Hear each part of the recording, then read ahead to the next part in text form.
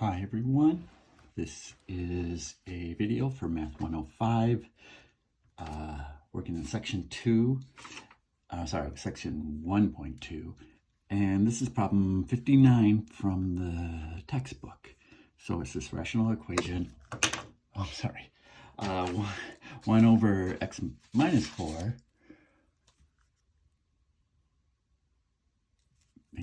minus 5 over x plus 2 equals the quantity 6 over the quantity x squared minus 2x minus 8. Okay, so again, the idea is to take this rational equation and turn it into an equivalent linear equation.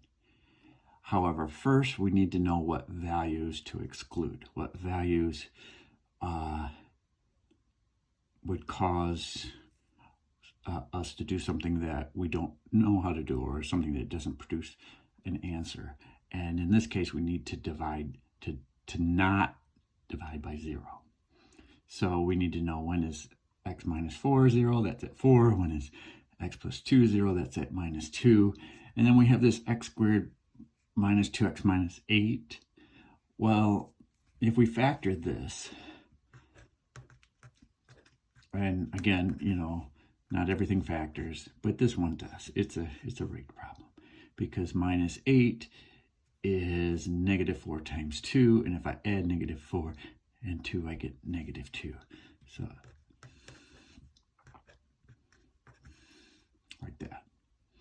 So that means let's rewrite this as 1 over x minus 4 minus 5 over x plus 2 equals 6 over the factored form, x minus 4 times x plus 2. So here, this is 0 when x is 4, or when x is minus 2. So again, we must, part A is exclude x cannot equal 4 or minus 2.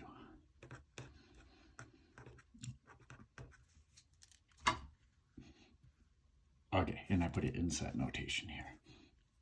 So for anything else, we should be able to solve this. And in order to change this into a linear equation, we multiply both sides of each term through by the common denominator. Well, the common denominator has to have a factor of x minus 4. It has to have a factor of x plus 2, and that's exactly what we have here. So you just multiply everything by x minus 4 times x plus 2. So I'm multiplying each side, but on this side, which is a sum, I'm doing that by just multiplying each term, each piece, by the quantity. Now I'm showing a lot of steps. Sorry, and I'm messing this up.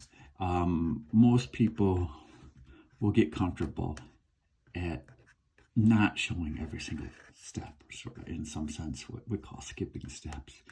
And that depends on your comfort level and the problem and a lot of other things. Okay, now I'm going to go through and cancel. And the idea here is that every denominator cancels. So that means on this side, we're left with just the x plus 2, because it's times 1. And here I've got 5 times x minus 4, or actually negative 5 times x minus 4. And on this side, I just have 6. So again, kind of the point, which I liked, why I do this stuff by hand. In some sense, we're learning a technique. Calculations are all just practice. But I start up here with a rational equation, and it gets turned into an equivalent linear equation. However, it's only equivalent on the values of x that aren't 4 or minus 2. Okay, so that's the first step. Now we solve the linear equation, which is, very intermediate algebra stuff. So x plus 2, I don't need the parentheses anymore. Distributive property, minus 5 times x, minus 5 times minus 4. with 6. Combine common terms here on the left side. X minus 5x is negative 4x. 2 plus 20 is 22. Then move it so that the term with the x in it is isolated. So subtract 22. So minus 4x, 6 minus 22, 6 minus 22, 6 minus 22. I like to think about this way. I've got 6 on the number line, right? And I'm going backwards 22. So if I go backwards 6, that gets me to 0. Go backwards 4, that gets me to minus 4. So now I've done 10. So now I need to do another 10, say. If we get minus 14, and then, so now I've done a total of 20. 2 more, minus 16. So that, if this model, the number line model, confuses you, ignore it. For me, it's just one of my tools to help me do a calculation like this in my head. 6 minus 22. Seems a little bit weird. How do I do 6 minus 22? So I'm just subtracting 22 off from 6. Okay, divide both sides by negative 4.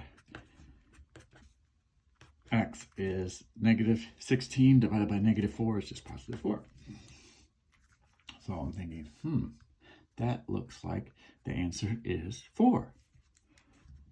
But wait.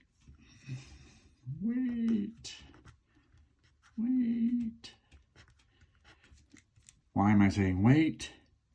Look at part A. X cannot be 4 or negative 2. So this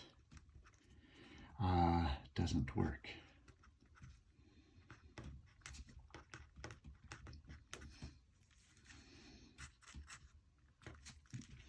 X cannot be negative 4. So what we're saying here is the only answer to this equation is 4.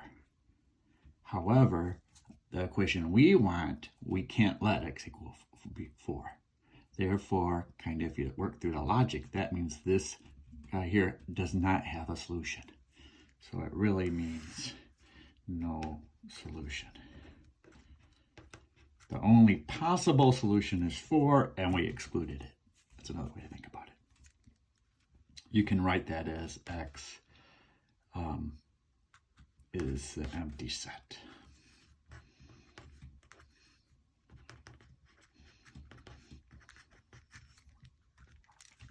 Okay, another way to think about that is if we graphed y equals this, left-hand side, and another graph y equals this, the right-hand side, those two graphs would never intersect. They would have no common points. Yeah. So that's another way to think about it. Okay.